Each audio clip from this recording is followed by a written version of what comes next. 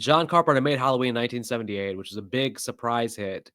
And then after that, he had already filmed a TV movie called Somebody's Watching Me, I think.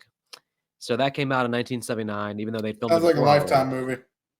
It's actually an NBC movie of the week. So Oh, back then, like the big networks would have movie of the weeks, but they would actually be like big deals. Like they get hyped up a lot. They actually had decent budgets. Like the TV movie, Somebody Watching Me had a bigger budget than Halloween. So it was filmed before Halloween. So that came out in 1979. And then the first time he works with Kurt Russell actually is they did this Elvis movie in 1979, a TV movie again, but it was a biography movie of Elvis with Kurt Russell playing Elvis, which apparently actually okay. Kurt Russell does a great job. I haven't seen it, but apparently it was he did a good Elvis. Um, so basically you have two TV movies come out, but everybody's really waiting for what's his next big theatrical movie since Halloween was a big hit. So I mean, although I don't think he didn't really want to do Halloween Part 2. Eventually, he was kind of forced into that because of contractual things. But he still wanted to stay in the horror genre here. I guess he does The Fog, which he was a fan of ghost stories and old sort of campfire tales. So the idea here is that this whole thing is a campfire tale. We literally get that at the very beginning of the opening scene. The idea that this is like an old school sort of campy ghost story, sit around the campfire, tell this kind of story. Now, one interesting thing I realized was that the town they film in here, because so recent in mind, this is the same town that Village of the Damned was filmed in. So this is the same town from Village of the Damned. And you can definitely tell that at least with Village of the Damned, probably filmed a lot of the same areas, same shots as this one, just so people who remember The Fog or may have watched it recently can go back with Village and be like, oh, The that looks opening real shots of familiar. Village when you have that beautiful scenery, like the water, the mountains, that's all the same thing here with the lighthouse and everything. So And both movies, actually, great I visuals. think it was where the church was at in this movie. If you go, there's one part where the camera is a little bit more of a wider shot. You see where the mother would have eventually jumped off the cliff right by the Yep. church. So obviously, the church was torn down and turned into a house for Village of the Damned. Basically, when John Carpenter was thinking of Village of the Damned, he was like, okay, what would be a good location? He remembered this area from The Fog. And was like, ooh, this would be perfect for this town. But the difference is this movie has Dean Cunley doing the cinematography, so it just looks a lot better here. There's way more better shots here, better visuals because they have a better cinematographer. I didn't So mind the cinematography of the Village.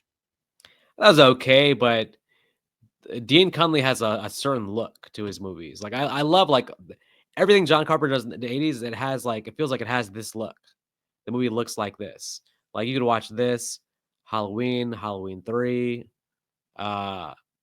Escape from New York, Big Trouble. They all feel like they have this Dean Cunley look. It's a very specific John Carpenter feel that his movies have. So, and Village of the Damned, for some reason, I guess it had it, but it had the 90s John Carpenter feel, not the 80s one. So it just felt different. Well, that one was 95. Yeah. Well, so these kids in the opening scene with they're being told the ghost story. Those are actually Dean Cunley's kids, I guess. Or a part of his family. So maybe not He must have been busy, man. maybe not his direct kids, but apparently kids from his maybe nephew, a mix of his nephews and kids. But do you I feel mean, like the kid from Stevie's kid is also sitting there listening to the story. so yeah, must be one of Dean Cunley's kids then. So Snatch, do you think that these kids were too young to be hearing this kind of No, ghost story? This is the right age for them? no, not in the 80s at least. I mean, you gotta think how many camping movies have we watched where they do tell a haunted or horror type story to the kids that scare them, give them a little bit of a spook, and also it teaches a certain morality or a certain lesson about don't go into the woods at night, especially unprepared. Don't it in a sense teaches a lesson of don't do stupid shit. It's an important part of your upbringing to get those stories. You learn right from wrong, and not to do dumb shit in horror movies. Basically, I agree. Come to think of this story, does feel almost like a Goosebumps type story, like a Fear Street story. Like I could see this easily as like a a Tales from the Crypt episode. Like the story, they stretched it into a movie length, but this could definitely be like kind of a short story or like an anthology type story for sure. Yeah, So I will say. Now, granted, this is also. I'll say this before we get into the meat and bones of this review. When I first, this is actually my first time watching this version. I think I only watched halfway through the remake. oh god. I didn't make Don't it through the remake, that remake. I saw the remake in theaters. Oh my god. but so when every time I've ever heard about this movie, it sounded like it was supposed to be a low budget slasher film. Oh no. I was not I mean, because you get a decent sized body count for an early '80s slasher. You know, a total of 6 people. Yeah. You get it's just this movie adds a little more of a supernatural feel to it. So I'm like, okay, a supernatural slasher. We've seen plenty of those. This should be good. I He was didn't not want expecting this to be just a full blown, just plain supernatural type based movie. he didn't want it to be a slasher. So actually, in the original cut, I mean, the final cut really has no gore in it, even, but the original cut really had no gore. So basically, Carpenter's original vision was like a PG ghost story. He wanted the movie to get a PG rating. So unfortunately, it ended up getting a rated R rating still. I just want to But mention, if you want a PG rating, don't have a 22-year-old Jamie Lee Curtis implied sex with a 44-year-old Tom Atkins. well, PG is weird though because all right, there's rated At least G. in the '80s, it was weird. We know rated G, right? But yeah, there's some movies that in the '80s that are PG. You could actually get away with a lot with PG. Like I'm trying to, I remember distinctly. There's some PG movies. I'm like, whoa, this is not. It definitely didn't mean kids movies per se. Um, PG means parental guidance, so I was expecting, little kids are able to watch it with parents being there with them. Whereas yeah, PG-13 is expected, the kid has to be 13, and again, parents have to be with them. PG-13 came later, which basically it was a middle ground. You had G and PG. So a lot of movies back then that were PG were still like they put a lot of stuff in there. But then around the time, I think Gremlins was one of the first movies where they wanted more something in between, so they came up with the idea of PG-13. I think Gremlins was one of the first movies that had the PG-13 rating. But yeah, he wanted basically he didn't. If you notice, like the original Halloween doesn't have any gore in it, right? So Carpenter's thing was never initially like gore or like slasher, and even the first Halloween movie has only a few kills. He's more leaning towards like suspense, atmosphere, slow burn, that type. That's like his thing back then. So like he wasn't really trying to do a slasher, but what happened was the original cut of the movie was about 80 minutes long. So it was very tight. There were a lot of it was missing a lot of stuff in the final cut. He showed it to basically friends and family. So his version of the test screening was just friends and family watching the movie, which is probably to me the better way to do it than random test audience. At least he's showing it to people he knows and kind of can like feels like he can trust that they're reasonable people. Whereas test audience are just random people giving stupid feedback. It seems a lot, but Remember, so we he want a love connection between our main characters. oh god, so he showed it like a big test screening with like just his community, and he watched their reactions, and then he himself stood up at the end of it. Carpenter stood up and said, "Man, this movie does not work at all." So his original cut, which is like again, he's going for the idea of like a PG ghost story. He's like, "Man, it's not scary enough. It needs more action. It's too slow." So some of the things they went back to reshoot. There's some things they added in. The whole that whole boat scene, right, with the 3 dudes. Yeah. Originally, like his original version, I guess, apparently was more the fog would like come and just the person would disappear into the fog. So it wasn't like hooks coming out and killing them. There was no applied actual kill. It was just like a mysterious thing where the fog would make them disappear. This is like how much he was leading into. I don't want to do slasher. I want to do like all just like something supernatural ghost or like the fog would like suck the person up and they would disappear. So, but after watching it, he was like, "Oh man, that doesn't work." So now we have like in the reshoots, we have like the actual like they're being stabbed to death, like being hooked to death and stuff. That was all added in the reshoots. Um, the whole end sequence with our radio DJ host on the roof, that was all added in. If they felt like the ending needed more action. Originally, she never goes on the roof. None of that stuff. To be fair, Uh, there still wasn't action in that scene. She was just laying there hitting them with what looked like a cloth from oh, one of their faces. well, let's call it more thrillerish, not John Wick action, but a more thrillful end. I hope that's a word. Thrillful ending. Let's say. I don't need John Wick action, but don't call something action with no real action. I mean, to be fair, she should be dead to rights. Thrillful as well. I guess what I mean. So basically, something happening, more stuff going on. We'll call it. She's just lucky those things move slow. They also added the Jamie Lee Curtis autopsy scene with the body just to get like another jump scare type thing. I actually read something about that because it's in a goof section on IMDb where her hair is actually longer in that scene than it is in the rest of the movie. Because she probably had grown her hair back out, grown her hair out. Right. So basically we got more punch to the death scenes than would have been there. It would have been like really just heavily supernatural. But now with what they added to it, it does give it a little bit more of a slasher feel, which you can say is good or bad. I don't know. Because there's still not gore to the deaths though. So it's like he still was like pretty adamant about, you can get hooked, but we're not going to show like blood fly everywhere and like that. So and to be fair, the only scene that would have made me think, oh, this may be a slasher, is as you brought up, no real gore to it. And to be fair, a slasher doesn't need gore. I mean, what's even funnier is this movie. I mean, it's not a slasher, and it still shows more deaths than some slashers we have watched. But I think the scene that got me thinking, oh, this could have been a decent slasher is when the hook when it was the weather station Dan, his death when the hook comes out and just gets him right in the neck. I was like, ow. Yeah.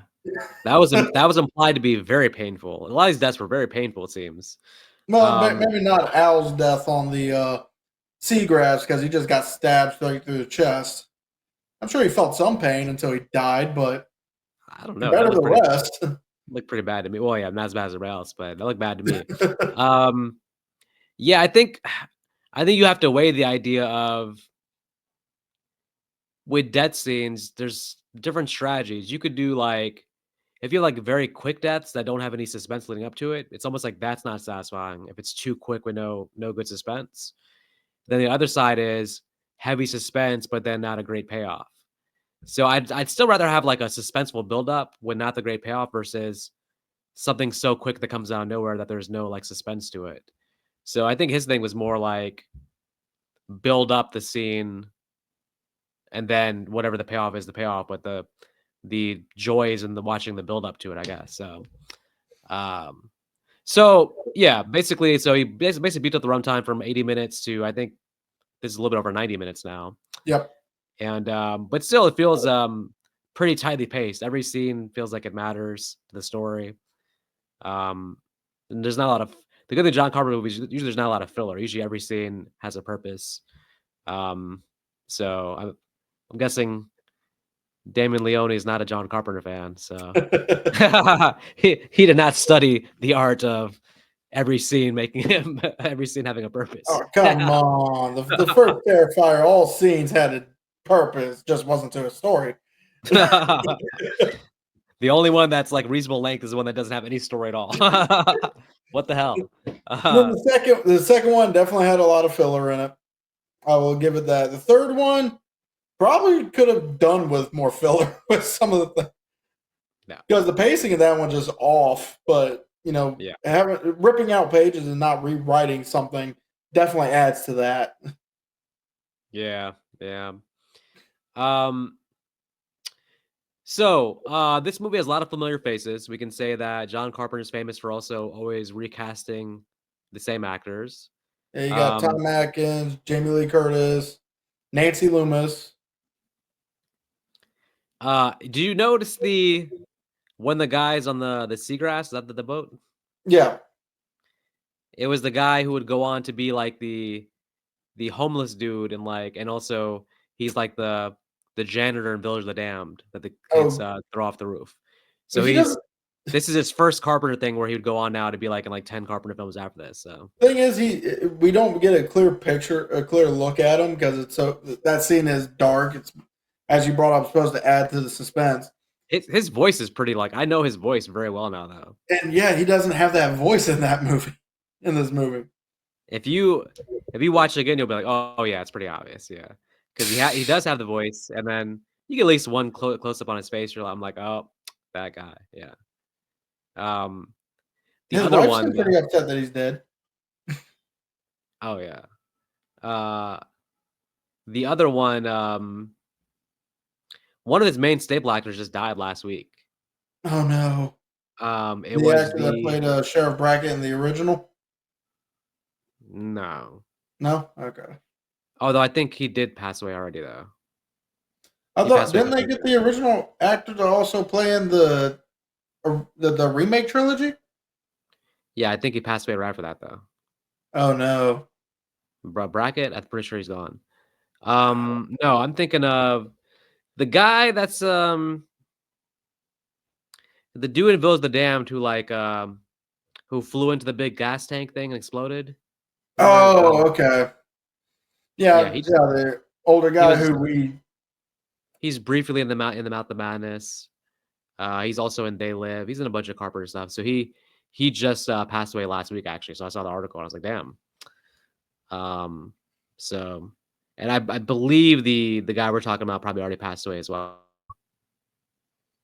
Jamie Lee Curtis after Halloween apparently was not actually getting offered roles.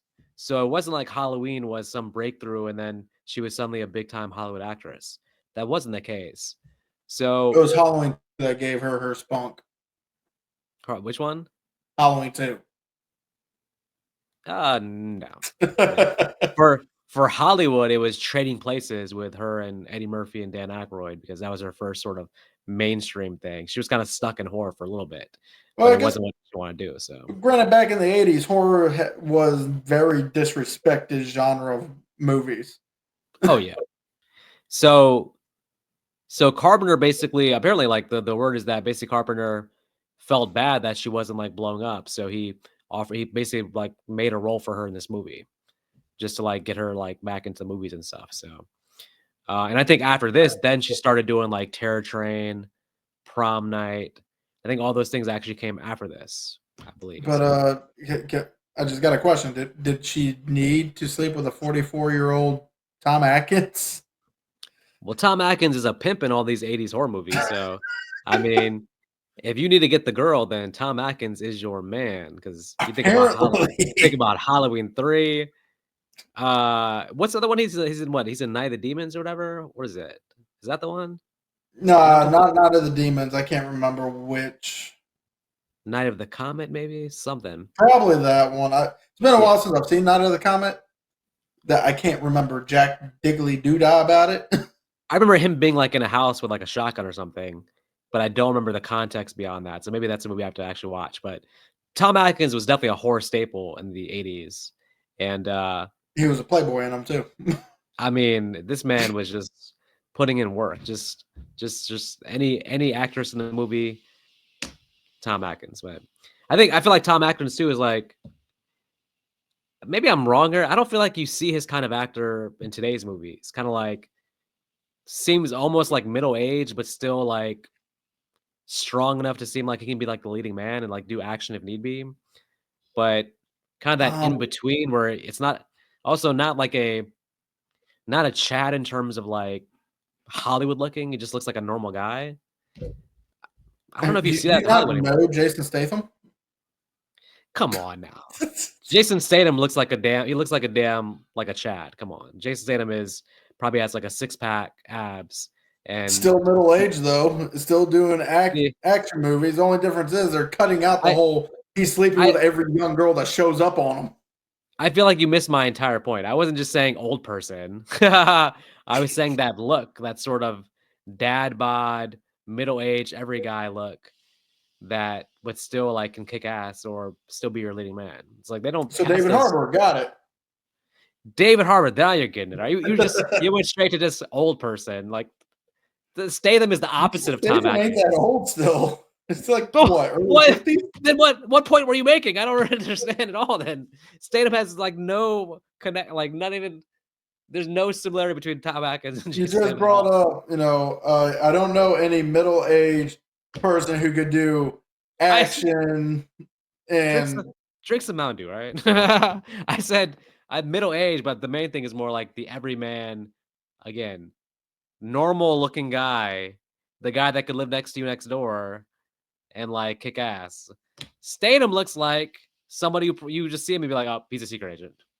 Oh, he's James Bond. That's just so it. what you're saying is the bald head is what gets you. Got it.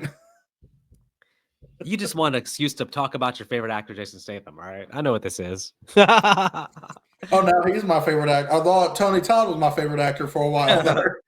Tony Todd's your favorite horror actor, but Jason Statham is your favorite actor. So Be fair, favorite it was action actor. it was Wesley Snipes before he came back in 2005. Then it was Jet Li until he quit acting. Yeah, You Wesley get a needs to pattern do. here, don't you? No, I don't. You don't get the pattern. What is Wesley Snipes most known for? Action Blade? martial art movies. The Oh, Blade, okay. yeah. Yeah, What is Jet Li most known for? martial arts movies. Now, what is Jason Statham most known for? Mm, I mean, I mean, action. he's mainly action, but he still does a lot of martial arts in his movies. Didn't you have some phase where like you were obsessed with like Scott Atkins? Like you were trying to make Scott Atkins into some big action hero or something? That was until I watched One More You Shot, watched a okay? lot of random Scott Atkins movies. I know. That was before I watched One More Shot. Granted, Scott, if I still see Scott Atkins' name, I'm still watching the movie. That sounds like a bad period for action movies if like Scott Atkins is a thing. It's like, ooh, Scott No, Atkins. you obviously have not Not seen funny. Undisputed 2. Oh my I'm god. sticking with 2. I was right. Maybe you're still in the Scott Atkins phase. I see. I was wrong. You're still in the phase. You obviously haven't seen Triple Threat that also has Michael Jai White, Tony Jaa, Iko Uwais. I don't feel like Michael J. White does good movies anymore either. So I feel like he had a good time period, but Okay, where's the cross? these are like your favorite actors. I know. I'm starting to think you are not Vic anymore. I like 90s Michael J. White. I like Spawn. I actually like the Universal Soldier sequel. He never got a fair break. I feel like Michael J. White could have been a much bigger star.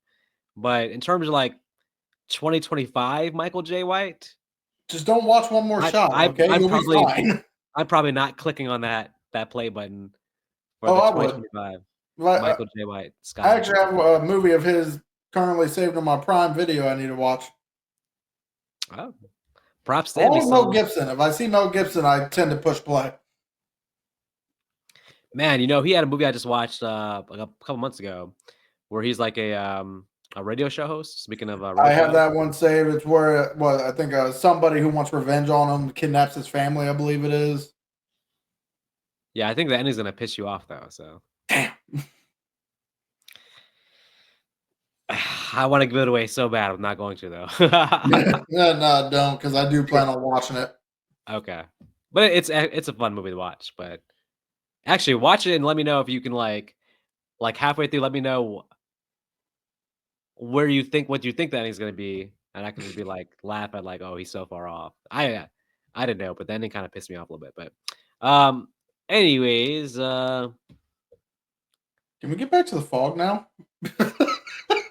it's a lot of rambling today for sure. Right, a lot of rambling. We might as well just make this like just a random ass side video where we just talk about random shit. I mean, it's with the fog. There's not that much to talk about, so we kind of have to. Well, how about we talk about this whole backstory about the leper colony that is in a sense, our villains. Yeah. So basically, we have wait. So yeah, there wasn't 6 of them. No. I was wrong about that. I must have been tired when I first started watching it. When I watched the first part, Forgot what the first part is when I finished it last night.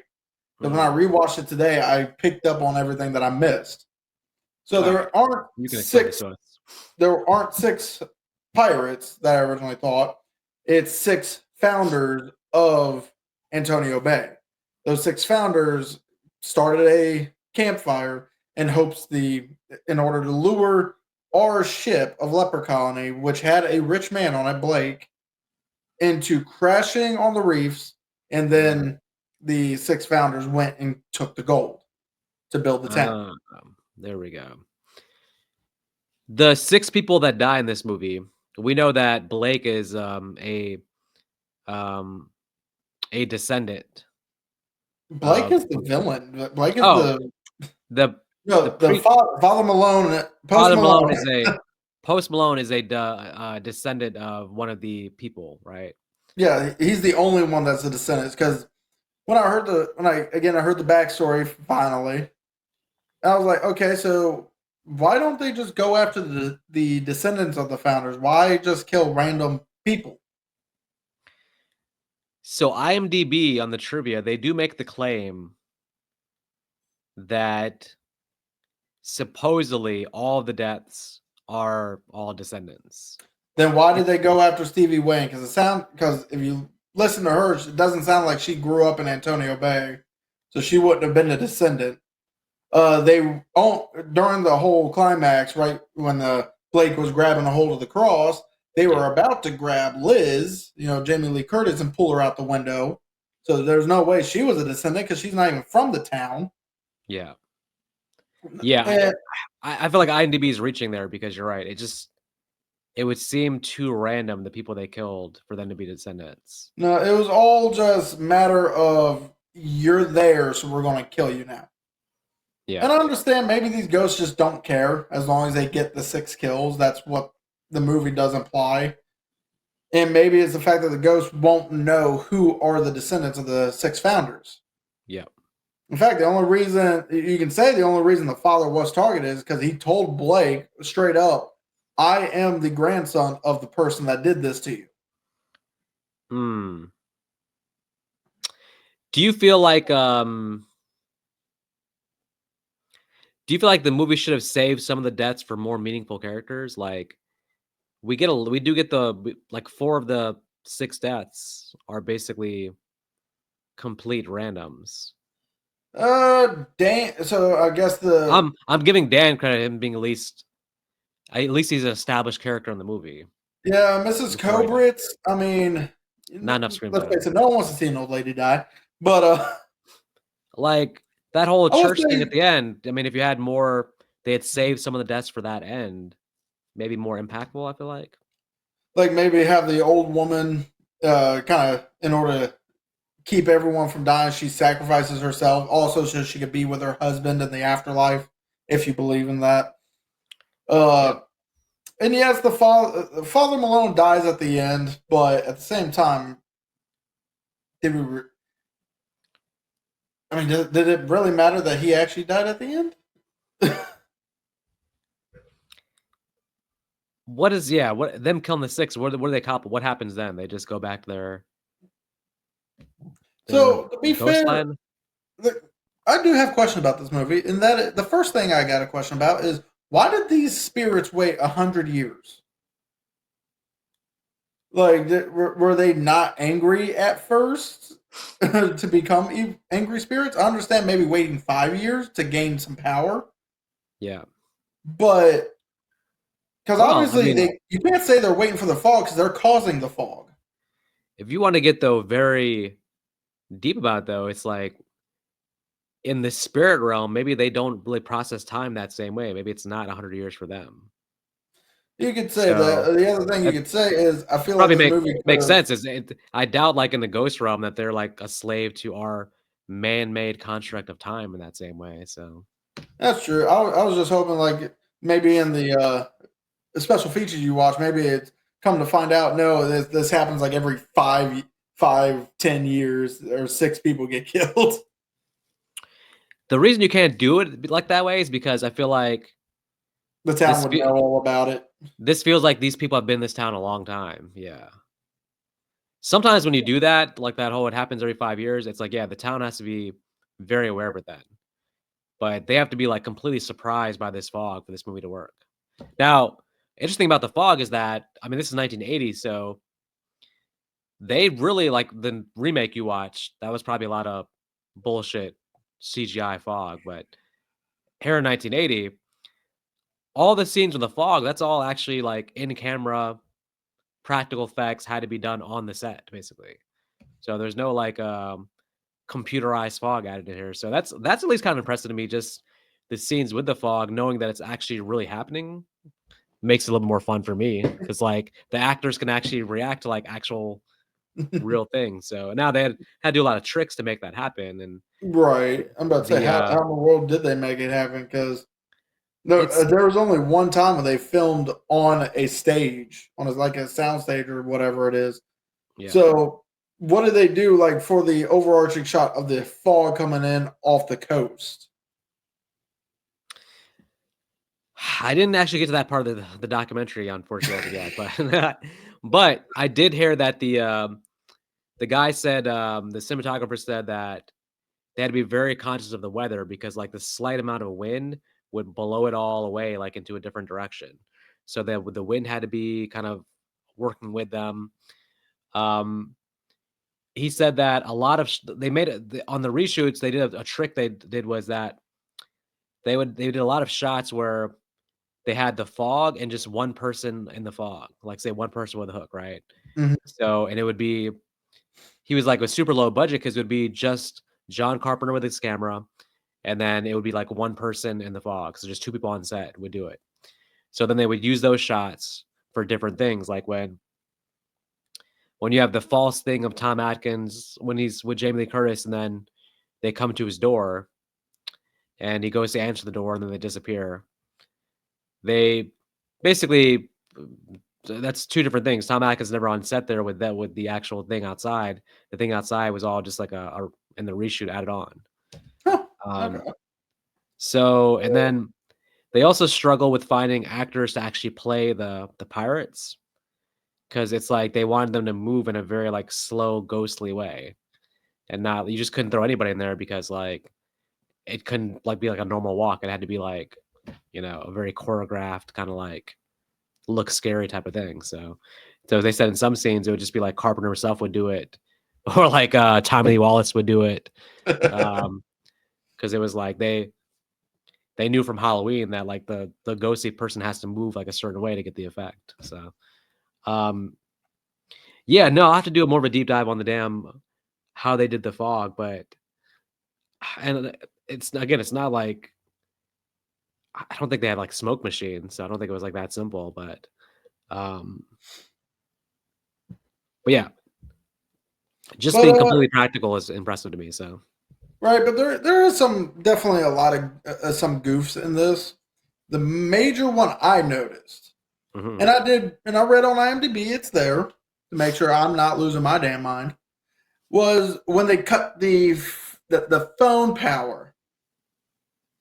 Yeah, Mm, the thing they cut to kill the phones. Yeah, that would have just unsupplied all power to that particular grid of yeah. town, not Ah, just cut the phone. So so obviously if the phone was cut out when they destroyed that electrical tower.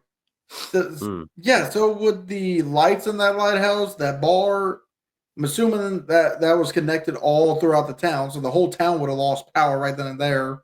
So there was no point in us seeing them go to the actual power plant to cut power. Ah, yeah.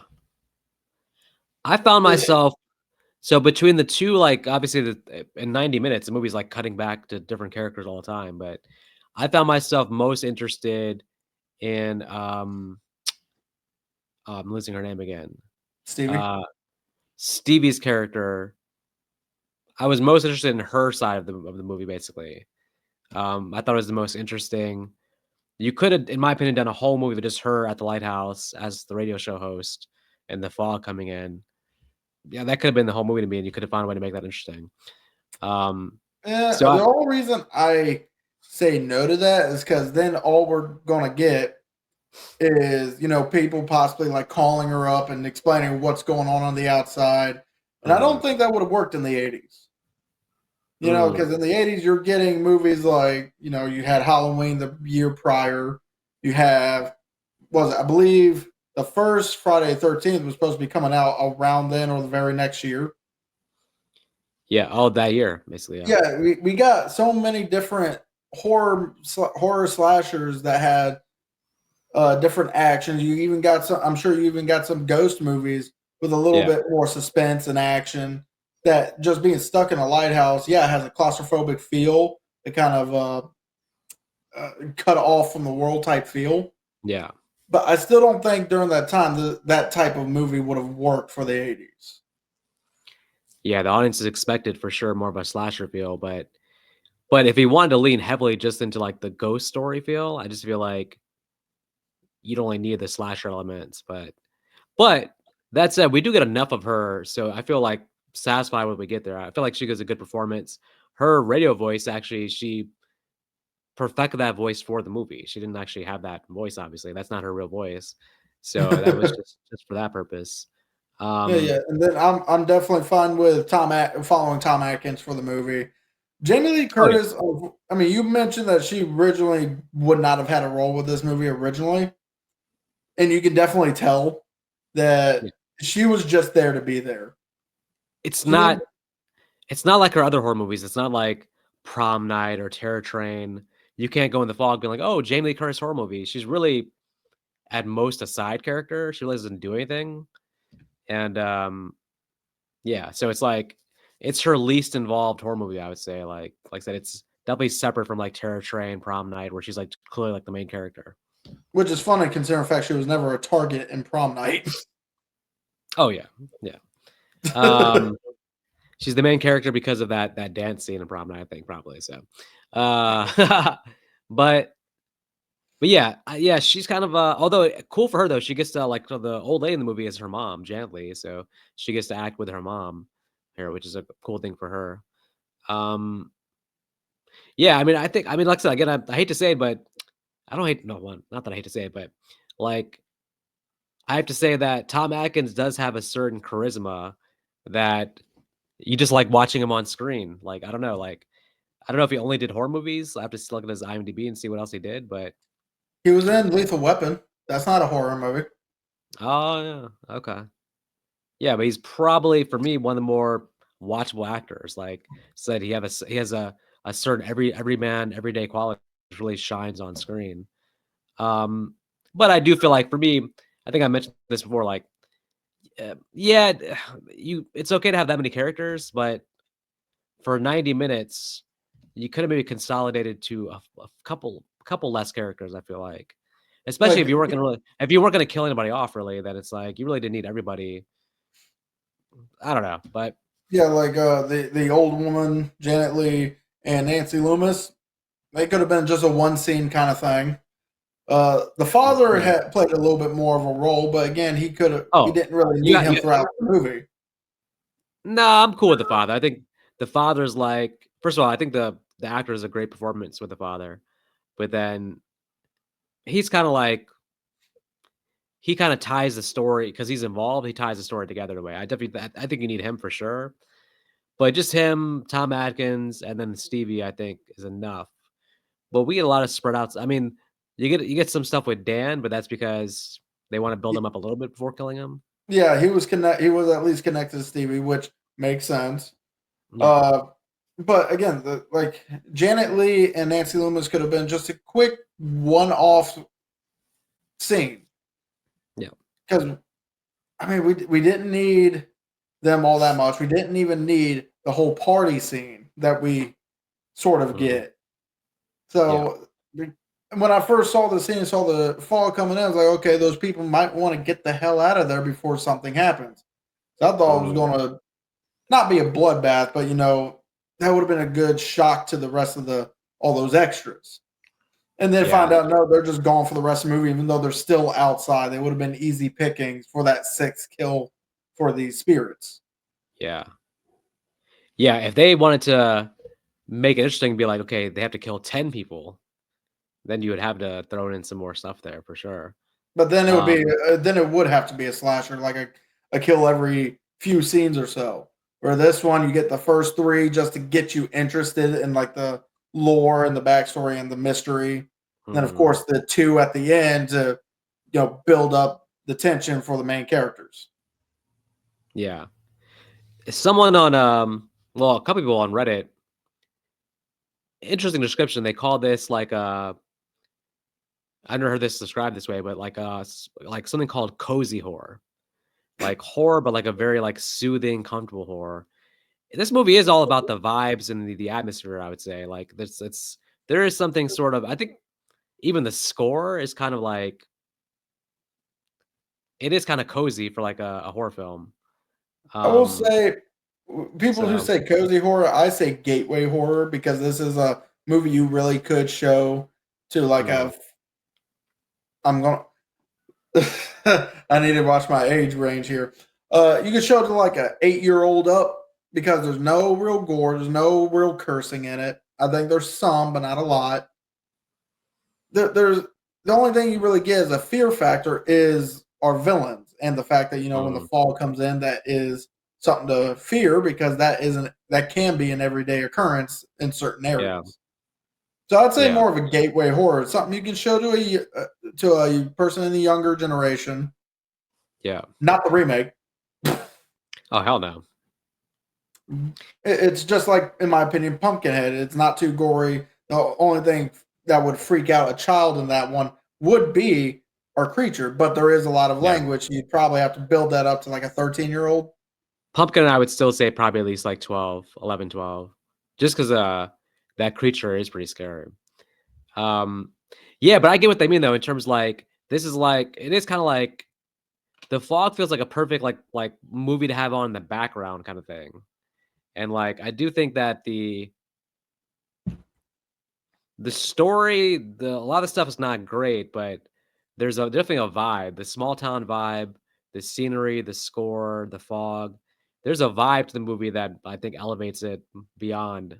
Like if you just like took all that stuff away, like and had it a generic director, no real score, I don't think the story It itself would and just the be a, characters wouldn't hold up.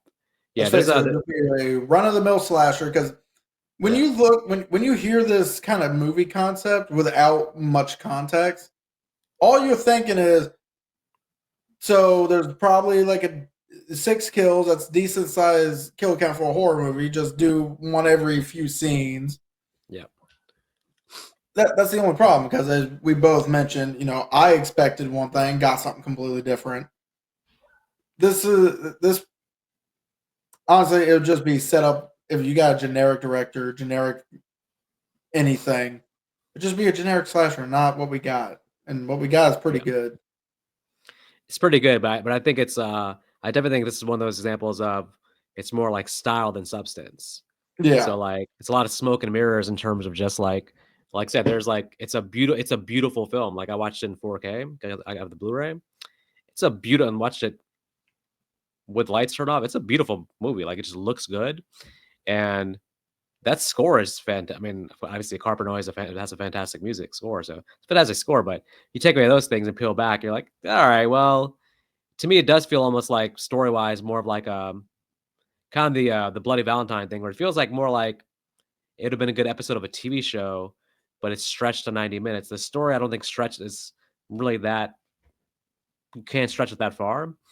I But will I will I still give have this fun with it. one what I will give this one another thing of props for is we don't get all the information right away. Because in the very Mm, first scene, you get the information that happened, that people just died. That's all you get in the first scene. When right. we talk to the father, we get the whole story about how the 6 founders is who caused it and for the reason. Mm, Not even for the reason yet.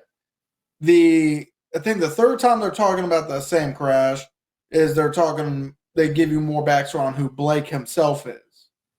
mm, And then at the very end is when you find out the rest of the lore about how it happened, what they did to him, yeah. and the fact that they used that money to then build the church.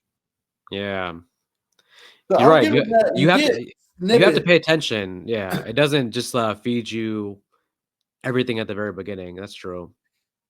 It also strikes me as it's a good Halloween time movie to watch, like around in October every year. It's a Mhm. good Halloween feel to it, actually. So, um, I blame John Carpenter. yeah, I mean, 100%. Um, so I mean, uh, is the ending kind of flat for me? A little bit, yeah. I was expecting kind of a bigger grand finale than what we got. It feels See, like it you were just sort expecting of. that too. I was expecting a sword fight. I wasn't expecting a sword fight, um, but Like uh, There should have been like a random saber in the church. Tom Atkins grabbed it and then sword fought Blake. yeah, some of these, the thing with this movie, one thing to keep in mind is like the budget for this movie apparently was only $1 million, so they did not have money to work with on this movie. It You know, was you, a you lot say more than that. Halloween, but You say that, but let's take a don't quick do look. don't compare to Terrifier. Terrifier, 30 years, 40 years later, there's just there's more technology Yeah, available everything is for the more money. expensive now. Yeah, but there's more things you can do. There's more things available you can do than back then. That's what I'm saying. So Well, okay, that I'll give you, but everything's still more expensive now. Now let's also picture this movie. If John also Carpenter did it, yeah. let's picture this movie. How much you would need just to make this movie the exact same way. Now I want you to tell me how much money they would need because if they made this movie for $1 million in 1980, they're probably going to need a lot more to make Well, it in yeah. this day and age. If it's a basic slasher movie, I feel like you can do a lot with a little money because now you're just talking about blood and effects like that. But if there's some kind of effect where you need like fog to take over a town or something like that, that you need like yeah, you need like money for that, I feel like. I feel like you Um need at least $2 million just for that effect alone nowadays. and this would definitely be more of a $20 million movie, I feel like these days, at Right. least, you know. So, but I guess the idea for him was it was kind of the Damon Leone thing where he made Halloween for 300,000. So now it's like, all right, now it's like he's given $1 million, which is definitely a lot more than Halloween had, but still comparatively, it's still not that much money for like a theatrical horror movie. And So this movie with 3 million might have been a bigger grand slam finale or something like that, you know? So that's fair, but at the same time, I still prefer. I would say out of these two movies, I'm still going to have to prefer the first Halloween, as you said, with only 300,000 versus this oh, movie with 1 million. it's not even close. It's not even like they're not in the same stratosphere, but I think that's because again, More three care feels like it's three taken on three Halloween. it is, but 300,000 where the story is a guy with a mask. You don't need that much money for that versus like this where like you need a whole damn scenic thing of fog taking over town. It's like it's kind of like apples and oranges, but oh yeah, but there's no question. There was Halloween craftsman wise is much better movie. So but yeah, basically I come away feeling pretty good about the movie, but probably something was left on the table where it feels like it's a good movie, but it feels like it could have potentially been a great movie, but I don't think it hits great status. But I still think it's pretty good. That's fair. It's definitely a movie I would also recommend to any horror fans that are, Oh yeah. especially newer horror fans that probably haven't watched many '80s movies. Yeah. They most like I guarantee most there are a lot of people who probably only watched the remake, didn't even know it was a remake. Probably said, "Okay, this is Oh trash." my god. Well, thankfully, I think the remake did bomb at least. I don't think like I haven't heard anybody talk about the remake since the remake came out. Um, The only thing I mean, look, I remember about the remake is the fog goes into a car and then throws the car off the road. That's all it I just remember about it. it just every the fog itself looked fake as hell. So that's the thing.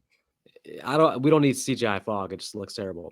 Um, but yeah, but I mean, this is a perfect like rainy day, nothing to do movie to like watch. It's a quick 90 minutes. You don't have to like think too hard. Just, chill out, turn the lights off. It's a perfect 90-minute movie. And And if it makes you anyone else feel better, watching it on a rainy day, there's not a whole lot of screaming in it. Oh, you'll pass right out if you're tired enough, of course. I don't know what you're talking about. All right. Well, let's see. How long will be Well, at the end going? of, well, before we go, hey Vic, how about you show them the brim of your hat? Because I just now noticed what your hat does. Oh, yeah. All right. Hold on. Oh, this one doesn't have the timer for some reason. We're at an hour and 14 minutes. Oh, I see it now. Okay. Oh, yeah. Speaking of Jamie Lee Curtis, so if I can show this. You're on Michael. A little bit more. I see half Jamie, half Michael. Okay, there you go. Now we're getting Michael and Jamie. All right. All right. Like I said, I just now noticed. I don't think I ever saw the brim of your hat very clearly. Oh, yeah. I think I got this off Amazon. Amazon has a lot of cool for horror fans. There's a lot of cool horror stuff you can get on Amazon. T-shirts, hats. Yep, I got this T-shirt at Walmart. Oh, there we go. Yep. So we're doing a John Carpenter movie. I have to do one of my favorite Halloween sequels. So, well, I think next week we're doing Big Trouble in Little China. So we'll see what you got. I'll still wear the shirt. Would Jack Burton wear that shirt? That's all I'm saying. So remember, anytime you're next week, anytime you're in conflict about anything, just ask, what would Jack Burton do at a time like this? So at a time like this, Jack Burton will say peace. That's a good point. All right, folks. If you have any thoughts on The Fog, please leave them in the comments, and please subscribe also. And I'm gonna go pass out right now. So. Actually, I got one quick thing. If y'all want to be able to join any kind of conversation, just watch the movie we're doing beforehand. Since we've already mentioned it's Big Trouble in Little China, then you can leave your comments after y'all watch our video next week. Yeah, we'll be doing Big Trouble in Little China next week. So actually, that's a good point. Going forward, we'll try to let you guys know what movie we're gonna do, just so if you want to, you can watch it ahead of time and kind of be on the same page with us. So. All right, folks, until next week, whenever, just you guys take care. Bye-bye.